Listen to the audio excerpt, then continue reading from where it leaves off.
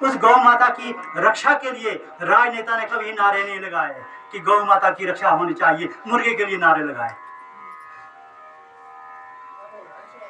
यहाँ कटाक्ष नहीं कर रहा हूं मैं किसी का, मैं राज धर्म की बात कर रहा हूं। वो किसी भी पार्टी का हो, किसी भी उसका दल का हो, उसे अपनी पार्टी बचानी है। यहाँ युधिष्ठिर को राज धर्म की बात बताई जा रही है कि तेरे लिए सारा समाज एक जैसा है, गौ माता की रक्षा होनी चाहिए। गाय आजकल सड़कों में घूम रही है, उसके लिए किसी ने अभी तक आवाज नहीं उठाई। निकालो जरा एक गौ रैली, क्यों नहीं बनेगा? सारे लोग हजारों में इकट्ठे हो जाते हैं, नारे लगा रहे, सारे पशु को अपनी अपनी गाड़ियां तो सबके ले जाओ जरा दिल्ली, तब पता करे कि कहाँ फेंके गौ, तब बनेगा समाधान। गौ माता की रक्षा तभी होगी। तो राज धर्म के बारे में बताया है, दान धर्म। युधिष्ठिर, अगर राजा बनना है, कीर्ति पानी है, यश पाना है, तो दान कीजिए। दान से यश बढ़ता है, कीर्ति बढ़ती है, आशीर्वाद मिलता है। युधिष्ठिर, आप जानते हो, आप अपने किसी भी पुरोहित को, आप किसी भी संत को कुछ अगर दान देता है, वो 10 जगह जाकर के उसको गिनता कि मेरे जजमान ने दिया है, मेरे को उसने दिया है। आप यकीन नहीं करेंगे ना, कल मैं जब परेशान, मेरे को स्वेटर जो कल तक पहनी थी, एक जजमान ने दी थी। बाजार में आया, बोले स्वेटर कहाँ से दी? ना जजमान ने दी रखी है, तो बड़ी अच्छी दे रखी है। मैं तो नहीं बोला मैंने खरीदी हुई है, ये जजमान ने दी है। उसकी कीर्ति फैलती है दान से। जब कीर्ति फैलती है, यश फैलता है, तो लोगों का आशीर्वाद मिलता है कि ऐसे दानी तो रहने चाहिए संसार में, ऐसे दानी तो होने चाहिए संसार में। आप किसी की बोले कि फलाने ने कर्म किया, तो उसकी बद्दुआएं शुरू हो जाएगी लोगों की कि आप दान कीजिए, दान सुपात्र को कीजिए। आजकल क्या होता है, दान की महिमा है, बड़ी लंबी है इसकी महिमा। कुपात्र को दान, अब शास्त्र तो बताते हैं कि दान लेने का अधिकारी, संकल्प उठाने का अधिकारी केवल ब्राह्मण है।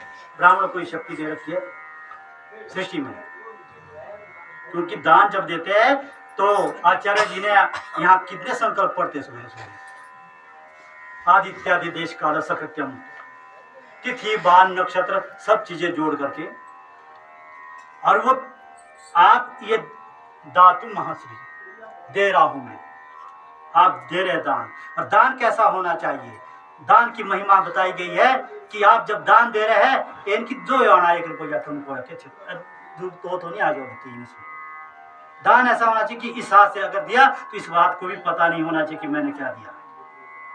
वो गिनने की वस्तु नहीं है दान, वो श्रद्धा की वस्तु है।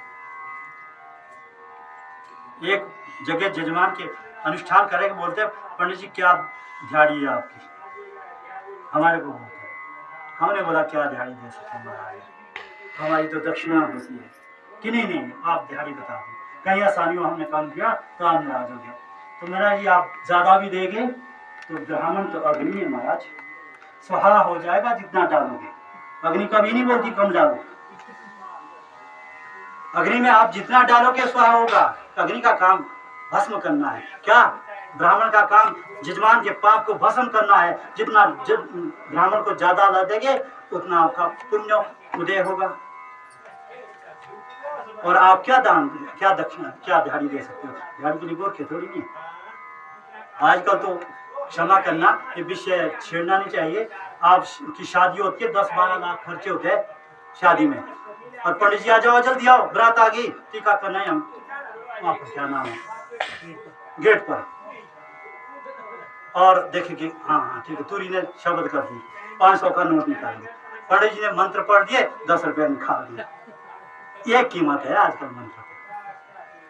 जिसने आशीर्वाद दिया, उस आपके विवाह को पूर्ण करने का, आपके जीवन भर के लिए आशीर्वाद दिया, उसको मिले 10 रुपए। अब क्या बात करेंगे? तो ये दान धर्म की बात कही है युधिष्ठिर के लिए कि आप दान कीजिए, जितना दान करोगे आप बढ़ेगा, आपका बढ़ता जाएगा। और मोक्ष धर्मान विवाह, कि मोक्ष किससे प्राप्त होता है। फिर आगे बढ़ते गए, बहुत लंबी, इस श्लोक पर लगभग 2-3 घंटे बीत सकते हैं, पर फिर बताया स्थिति धर्मान भाग क्षत्रिय धर्म के बारे में जैसे ही बोला कि किसी अबला नारी पर कोई किसी प्रकार का दुराचार हो रहा है तो हे युधिष्ठिर उस दुराचार को मत देखना।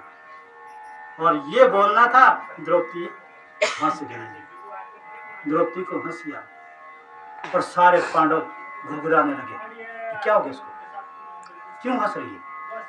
भीष्म पितामह शरशैया पर सोए हुए हैं और हमारे पितामह आए हैं और ये निर्लज्ज होकर के हंस रही है। और हंसने के बाद उसने पल्लू के मुंह में लगा दिया। और केशव भी देखने लगते हैं, क्योंकि कहा गया कि कुलीन नारियां ऐसे नहीं हंसती, हर कहीं नहीं हंसती। जो कुल की नारियां होती है वो हर कहीं नहीं हंसती, किसी विशेष अवसर पर ही हंसती है वो। और वहां पर पूछा गया कि क्यों हंसी? भीष्म पितामह वहां चुप हो गए कि पूछो पहले द्रौपदी को आपके हंसने का क्या कारण है। जब वो बार बार द्रौपदी को पूछा कि नहीं मुझे तो ऐसे ही हंसी आ गई महाराज, ऐसा कुछ नहीं है, पितामह क्षमा करे, केशव मुझे क्षमा करे, मेरे से हंसी आ गई है। क्यों आई? क्योंकि क्षत्रिय धर्म के बारे में बोल रहे हैं ना आप, इसलिए हंसी।